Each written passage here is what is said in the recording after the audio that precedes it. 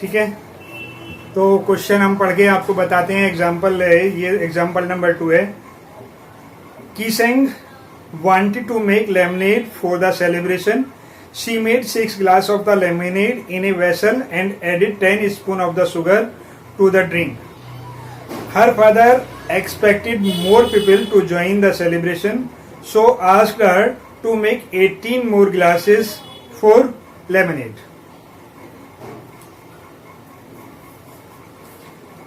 तो यहाँ पर एक कंफ्यूजन है इस क्वेश्चन में।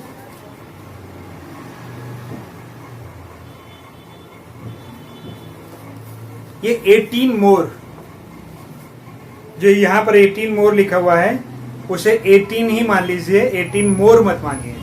अगर 18 मोर मानेंगे तो 6 और 18 कितना हो गया, 24 हो जाएगा हमारे पास।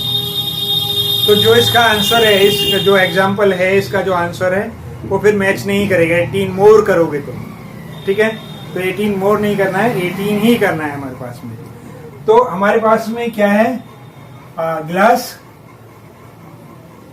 और स्पून शुगर,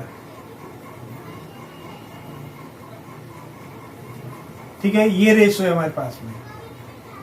ठीक है, इसी रेशो में हमें क्या करना पड़ेगा, ग्लास और स्पून शुगर। कितनी गिलास बनाए थे उसने, 6, और कितनी चम्मच स्पून डाली, शुगर डाली थी, 10। कितने गिलास बनाने हैं, 18। तो कितने चाहिए हमें, x। कितने स्पून शुगर डालनी है हमें, x स्पून डालनी है हमारे पास में। अभी या तो हम इसे करें किससे, कौन से 2 रूल बताए हमने आपको, या तो हम करें इसे रूल ऑफ 3 से, या फिर हम करें इसे क्रॉस मल्टीप्लाई से। तो क्रॉस मल्टीप्लाई से कर लेते हैं इसे। ये होगा 6/10 हो गया। ये जो साइन होता है इसे इक्वल के साइन में मान करके इसे कर लेते हैं, 18/x हो गया। अब यहाँ कंफ्यूजन क्रिएट मत कर लेना, जो भी वैल्यू हो उसे हमें इधर लेकर के आनी है, जो भी वैल्यू होगी, यानी कि मल्टीप्लाई वो उस वैल्यू के पहले कर लेना जो वैल्यू हमें निकालनी है। मान लिया कि x निकालनी है, y z कुछ भी लिखी हो सकती है, जो निकालनी है उसे पहले लेकर के आना है, LHS पे लेकर आना है।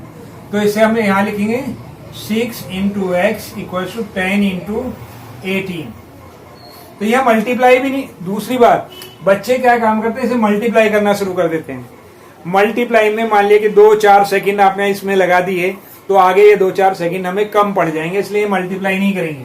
यहाँ लिखेंगे x = 10 × 18/6। अब आसान हो गया मल्टीप्लाई हमारे पास में, यानी कि 30 स्पून हमें स्पून शुगर चाहिए। अगर वो कहता 18 मोर तो क्वेश्चन हमारा थोड़ा चेंज हो जाता। अभी तो ये हमने किससे किया, कौन से रूल से किया, हमने किससे किया, हमने जंपिंग रूल से किया। अब किससे करते हैं, कौन से रूल से करते हैं हम, अरे बताओ, रूल ऑफ 3। तो रूल ऑफ 3 से कर लेते हैं हम। रूल ऑफ 3 में क्या है हमारे पास, हमने क्या बताया था, हमने बताया था ऐसे करके इन्हें जोड़ दीजिए। x की वैल्यू निकालनी है, ठीक है, जिनका पेयर बना हुआ है उन्हें ऊपर लिख लीजिए, और जो बाकी बचा उसे नीचे लिख दीजिए। कितना हो गया, 30, है ना आसान। ये ऑरल निकालने के लिए बहुत आसान है, क्योंकि 1 नंबर का अगर मल्टी चॉइस क्वेश्चन आता है तो उसे आप इस मेथड से निकाल सकते हैं। ठीक है, तो हमने एग्जाम्पल 2 कर लिया, आपको समझ में भी आ गया होगा। अगर समझ में नहीं आता है, देखिए क्लियर कीजिए बहुत अच्छे से। आपको केवल स्टेप यही लिखने हैं, बुक में बहुत सारा बहुत कुछ लिखा होता है, कुछ नहीं लिखना है। जो स्टेप हम समझा रहे हैं उसी को लिखना है, क्योंकि एग्जाम्पल देख करके अभी एक बच्चे का पीछे मैसेज था, है जी उसमें बहुत सारा लिखा हुआ है, आपको पढ़ाना नहीं आता, पढ़ाना छोड़ दीजिए। यानी एग्जाम्पल में बहुत सारा लिखा हुआ है, आपने वो सब नहीं लिखा है, ठीक है, वो आपको समझाने के लिए लिखा होता है कि हमने क्या करना है। हमें तो स्टेप्स यही चाहिए और इन्हीं पर आपको नंबर मिलेंगे। ठीक ठीक है। वो जो फालतू में लिखा हुआ है उससे आपको नंबर नहीं मिलेंगे। लिखना चाहो तो लिख सकते हो, तो फिर अच्छे से समझना है, प्रयास कीजिए। हम समझाने का प्रयास कर रहे हैं, तो इसके लिए बेस्ट ऑफ लक।